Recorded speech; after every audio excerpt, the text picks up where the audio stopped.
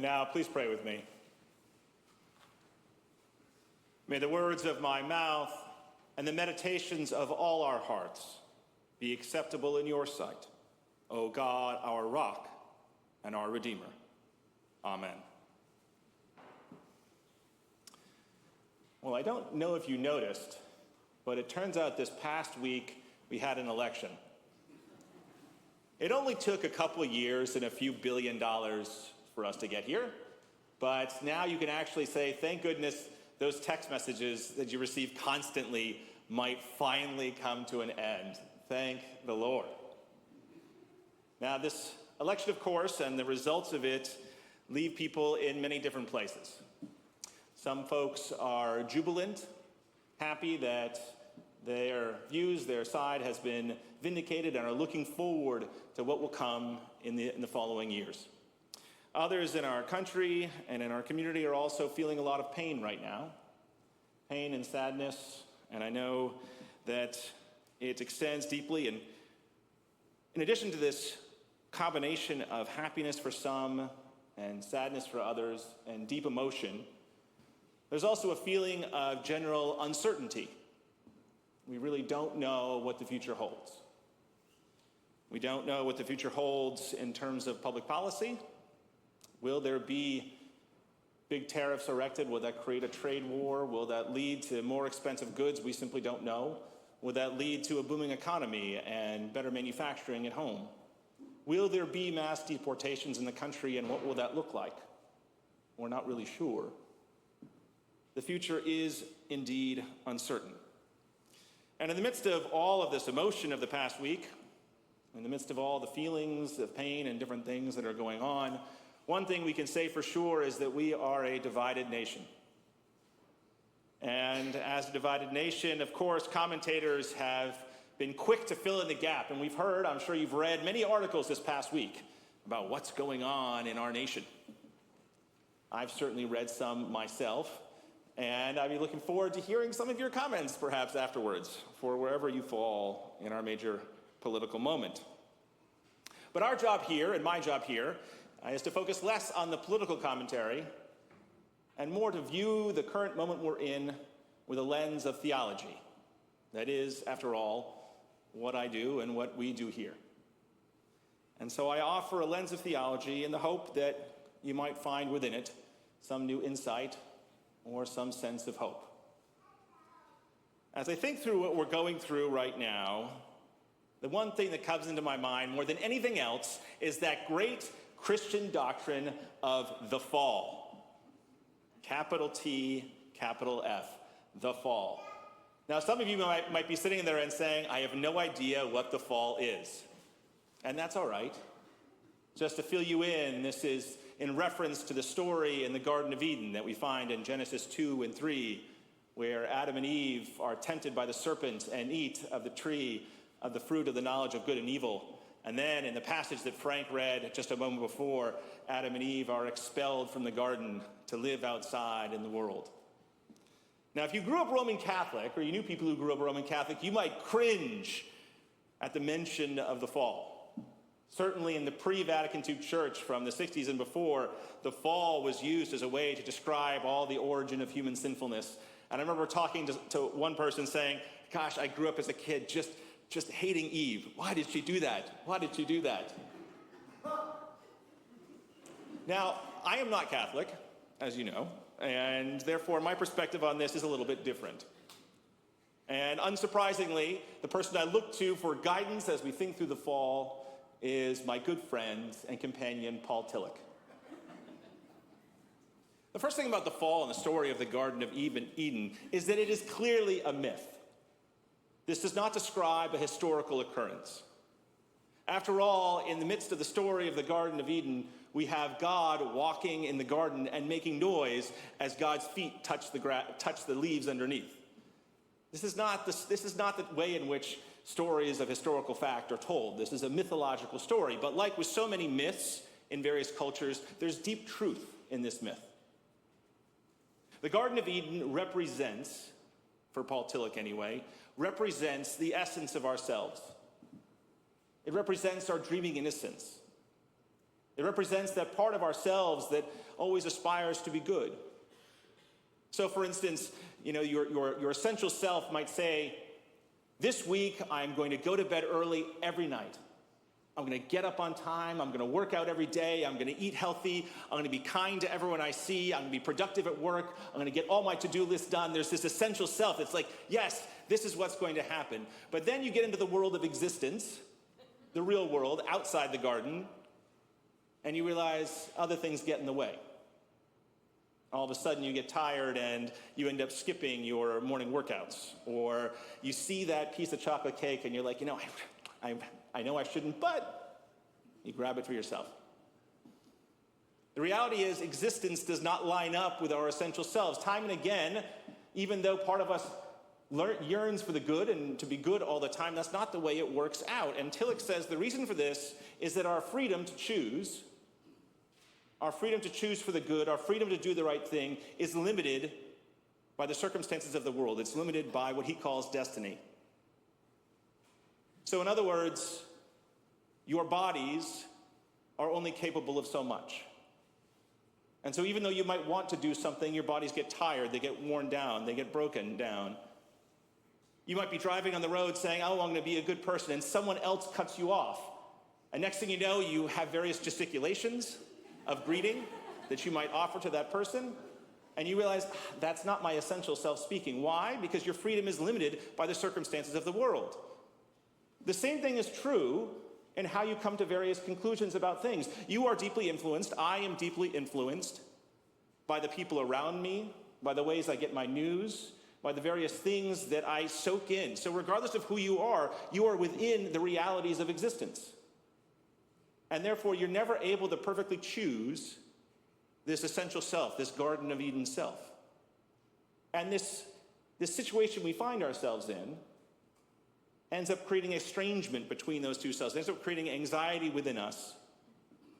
And we tend to fill that anxiety by making ourselves into sort of the be-all, end-all, by turning inward, by being selfish, by separating ourselves from others, by reacting out of not our best selves, but ourselves that are occurring in existence.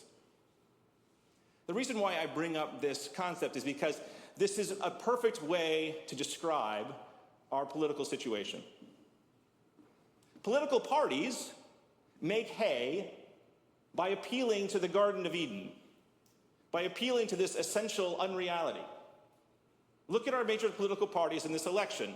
The very phrase, "Make America Great Again," is appealing to this Garden of Eden sense. I want to bring America to a place where you have the values you grew up with that you liked so much, where neighbors say hi to one another, where you're not stressed out and working all the time, where people can grow up in safe communities. I want to make America great again. I want to get back to that Edenic existence. And on the other side, you have, we're not going back. We're not going to go back to a past that also had a lot of bad things in it. We're going to go forward to some great and glorious and perfect future. In politics, people are always disappointed because reality, existence, does not line up with this essential self. We're stuck outside the Garden of Eden. And not just in the terms of our political parties and their aspirations, even political parties themselves, their existence is not a unified whole. People vote for all sorts of reasons. It's tempting to say that all people in the other party, whether they be Democrats, Republicans, Green Party, Libertarian, are all the same, and they're not. Each of us have our own priorities and vote for different ways. That's the reality of existence, rather than the reality in the Garden of Eden. And here's the other point that's essential to bring up. When we make our decisions about who we vote for, we do it in this context of limited freedom. Again, we're constrained by destiny. So you make your decisions based on the best information that you have, as do other people. But the reality is, no one person has this objective view on, oh, this is the right thing and something else is wrong. I remember when I was in Texas, and in Texas talking with people who, again, Texas is a deep red state, and I'd be in conversations with folks, and it was an entirely different world perspective than I was experiencing with many of the friends that I knew down there. And the reality is, within that context, it made perfect sense for people to hold the allegiances they had. You could see why they did it. It is like, yes, they are exercising their freedom within their world.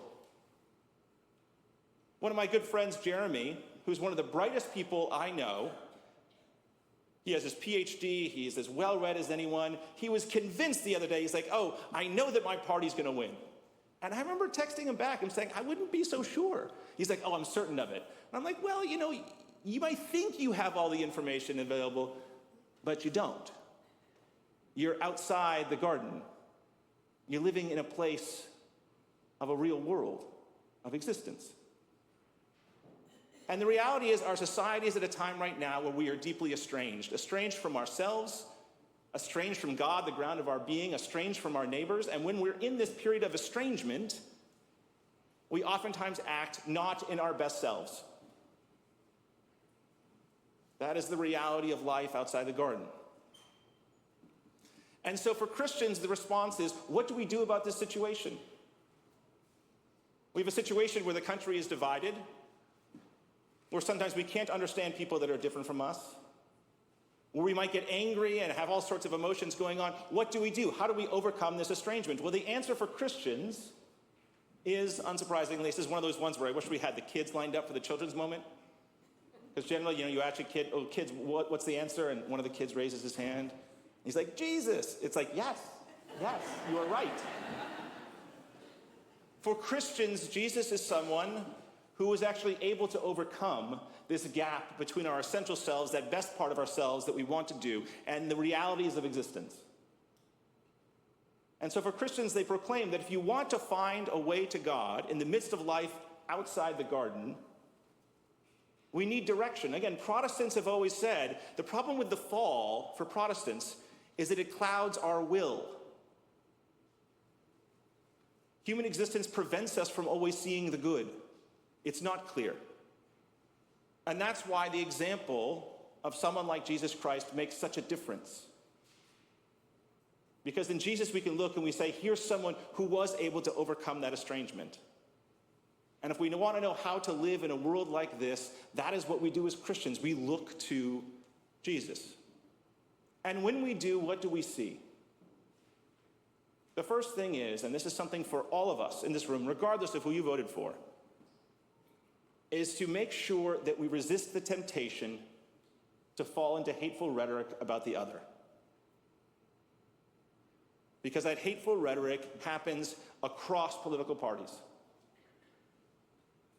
You read stuff, especially if you get on Twitter or X or any other social media, you're just drawn in to want to feel those emotions, and those emotions are strong. I'm sure this past week, regardless of who you voted for, you had emotions and negative feelings about people who voted differently. That's natural, that's human. We live outside the garden, but as Christians, we need to stop and check ourselves and say that is not the way of our Savior. That's the first thing. We have to check within ourselves those feelings of negativity and hurtful rhetoric about the other side. The second thing we have to do, and this is something that Jesus specialized in, Jesus was able to see the other because Jesus sat down and made connections with the other. So Jesus had as one of his disciples in John 3, Nicodemus, who was one of the Pharisees in the Jewish establishment. Even this group of people that by and large wanted to do him ill, Jesus made an effort to get to know these individuals, to make a connection. Jesus met with the woman at the Samaritan well, the Samaritan woman at the well.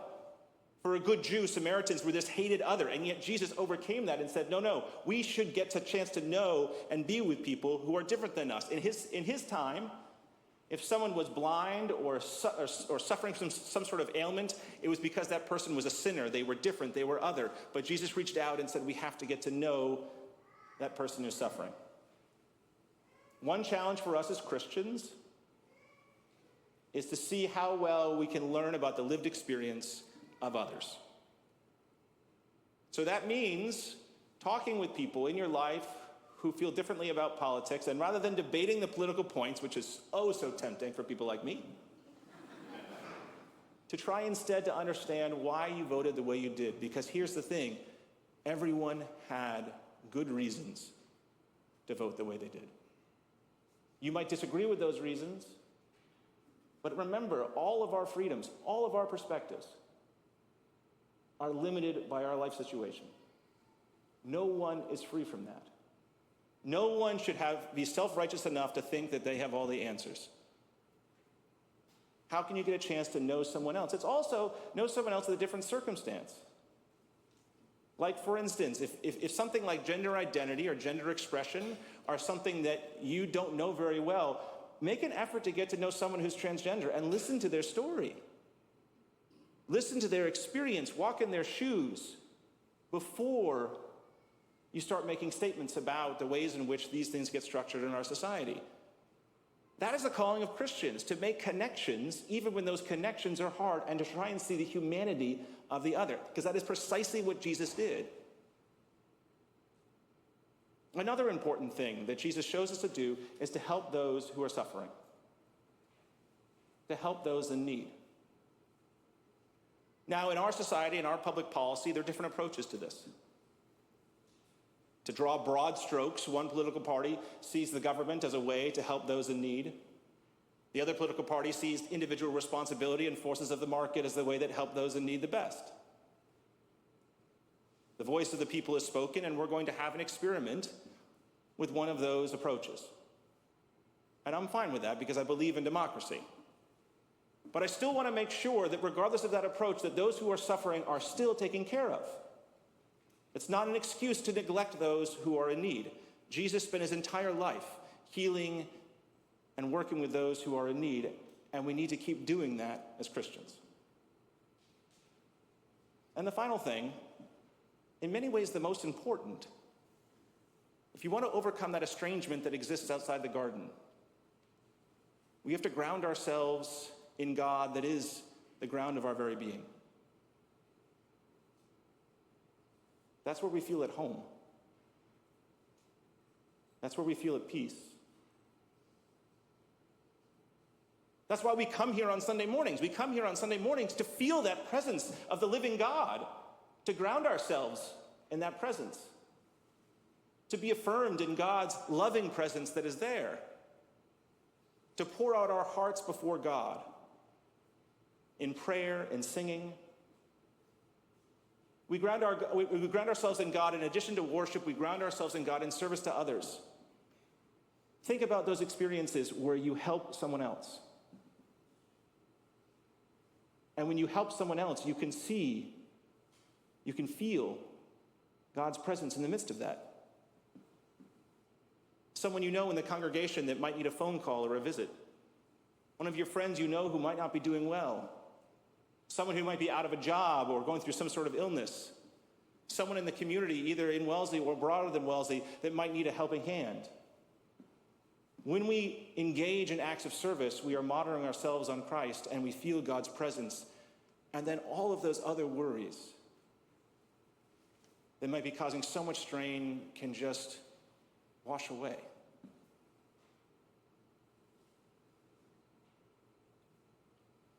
The final thing, of course, is to remember to pray. Hopefully you found yourself in this past week, again, regardless of the situation, praying, grounding yourself in something bigger than yourselves, continuing to learn also from the great witnesses of the faith through 2,000 years. It turns out Christianity has a long history. Christians have been through a lot of stuff, a lot more serious than anything we're going through now. And yet Christians have found meaning and purpose in God, and we can learn from their example.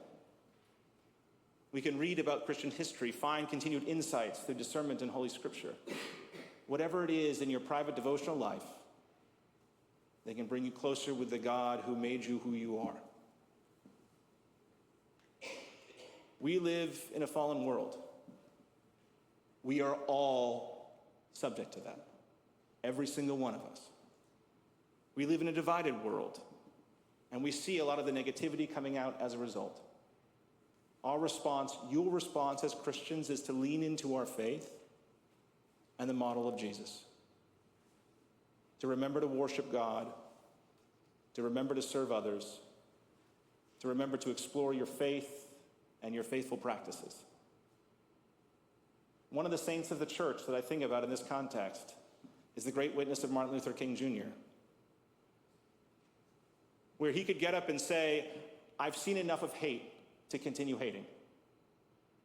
I've seen enough of hate to see what it does and how it destroys society and how it destroys human souls.